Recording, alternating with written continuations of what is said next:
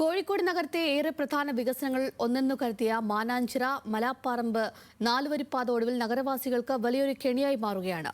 വലിയ അവകാശവാദങ്ങളോടെ വികസിപ്പിച്ച പാതയിൽ കഴിഞ്ഞ ദിവസം നടത്തിയ ട്രാഫിക് ട്രയൽ റൺ വൻ പരാജയമായി. ഒരു ദിശയിലേക്ക് മാത്രം വാഹനങ്ങൾ കടത്തിവിട്ട് 5 മിനിറ്റ് തികയും മുൻപേ നഗരം പൂർണ്ണമായി സ്തംഭിക്കുന്ന കാഴ്ചയാണ് കണ്ടത്. അശാസ്ത്രീയമായ മീഡിയ നിർമ്മാണവും പൂർത്തിയാകാത്ത ഓടകളും സിഗ്നലുകളുടെ അഭാവവും കാരണം അപകടങ്ങളുടെ ഒടുങ്ങാത്ത കേന്ദ്രമായി മാറിയിരിക്കുകയാണ് ഈ വയനാട് റോഡ് പാത. വിശദമായ റിപ്പോർട്ട് കാണാം. കോഴിക്കോട് നഗരത്തിൽ വീതി കൂട്ടി നിർമ്മിച്ച മലാപ്പറമ്പ് മാനാഞ്ചിറ റോഡ് അതിന്റെ പരീക്ഷണയോട്ടം കഴിഞ്ഞ ദിവസമാണ് നടന്നത്. 5 മിനിറ്റുകൾക്കകം നഗരത്തിൽ ഗതാഗതം ആകെ താറുമാറായി. കൃത്യമായ ആസൂത്രണമില്ലാതെ നിർമ്മിച്ച ഇത്തരം നിർമ്മാണങ്ങൾ എത്തരത്തിൽ നഗരത്തിന്റെ ഗതാഗതാവസ്ഥയെ ബാധിക്കുന്നു എന്നുള്ള കാഴ്ചകളിലേക്കാണിനി.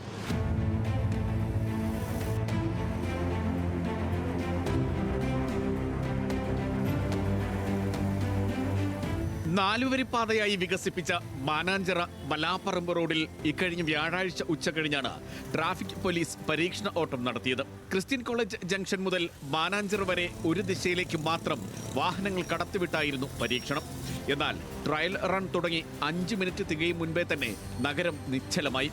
വൺ വേ ട്രാക്കിലേക്ക് വാഹനങ്ങൾ ഇരച്ചു കയറിയതോടെ Manorama junction, CH flyover, Palayam railway station റോഡുകളടക്കം നഗരഹൃദയം മണിക്കൂറുകളോളം ശ്വാസമുട്ടലിലായി. പൊതുമരാമത്ത് വകുപ്പിന്റെ ദീർഘവീക്ഷണമില്ലായ്മയാണ് വൻ ഗതാഗത കുരുക്കിന് കാരണം. മുൻപ് മനോരമ ജംഗ്ഷൻ മുതൽ BEM സ്കൂൾ പരിസരം വരെ 3 വരിപ്പാതയായിരുന്ന റോഡ് 4 വരിയാക്കി വികസിപ്പിച്ചപ്പോൾ ഫലത്തിൽ 2 വരിയായി ചുരുങ്ങി.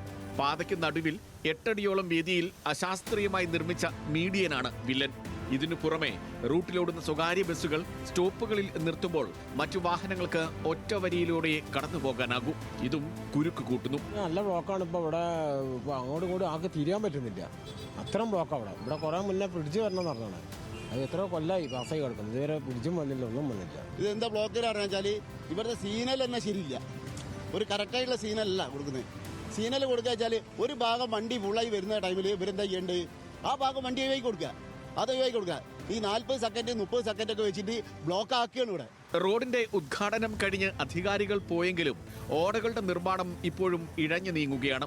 പലയിടങ്ങളിലും സ്ലാബുകൾ ഇടാതെ ഓടകൾ തുറന്നു കിടക്കുന്നു.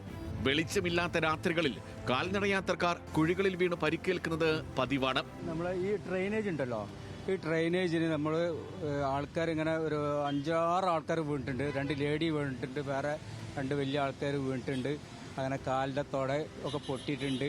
അതിങ്ങനെ ഈ വണ്ടി സൈഡാക്കുന്ന സമയത്ത് ബാക്കോട്ട് വരും. ഇതിന് കവറിങ് ഇല്ല. ഇപ്പോഴാണ് കവറിങ് ഇട്ട് ഇത് ഒരു 2 ആഴ്ച ആയിട്ടുള്ളൂ അതിന്റെ സ്ലാബ് ഇട്ടിട്ട്. പ്രശ്നങ്ങൾ ഇതുകൊണ്ടും തീരുന്നില്ല. Mananchira Malabar Christian college, Manorama, CH cross road തുടങ്ങി 9ഓളം പ്രധാന ജംഗ്ഷനുകളിൽ ഒരിടത്തു പോലും പുതിയ സിഗ്നൽ സംവിധാനങ്ങൾ സ്ഥാപിച്ചിട്ടില്ല. സിഗ്നൽ ഇല്ലാതെ ഒരു വശത്തു നിന്നും മറുഭാഗത്തേക്ക് വാഹനങ്ങൾ പെട്ടെന്ന് തിരിക്കാൻ ശ്രമിക്കുന്നത് വലിയ അപകടങ്ങൾക്കാണ് വഴിവെക്കുന്നത്. ക്യാമറയിൽ പതിഞ്ഞ ഈ ദൃശ്യങ്ങൾ തന്നെ അതിന് തെളിവ്.